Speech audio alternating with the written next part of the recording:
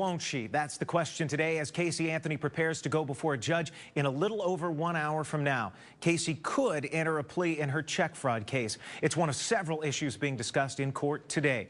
West 2's Bob Keeling joins us live from the courthouse. Bob, what does a plea mean to Casey's murder case? Well, it would certainly give the state an important tactical advantage against her in the murder case. As for Casey herself, if she does go ahead with this anticipated plea this afternoon, it would spare her a lot of additional negative publicity, and it would also spare her at least the potential of significant jail time in that fraud case. At Casey Anthony's last court hearing, Judge Stan Strickland said he would not, quote, tee off on Casey in this fraud case, even if she was convicted.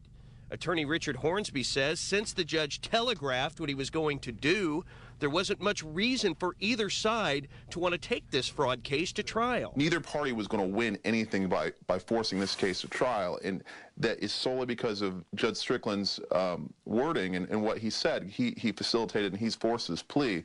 Last summer, court records show Casey's defense paid back to the bank the $600+ that she's accused of taking from her friend's checking account.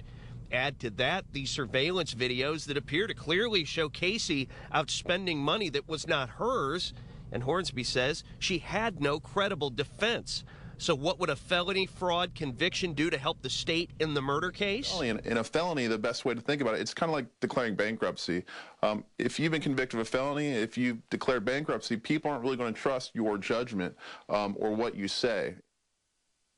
And there's at least one motion that is supposed to be argued this afternoon over meter reader Roy Cronk's ex-wife and whether her testimony suggesting that perhaps he should have been considered a suspect will be introduced and allowed to come in the murder trial. We are anticipating that Casey and her parents, George and Cindy Anthony, will be in the courtroom this afternoon, as will we.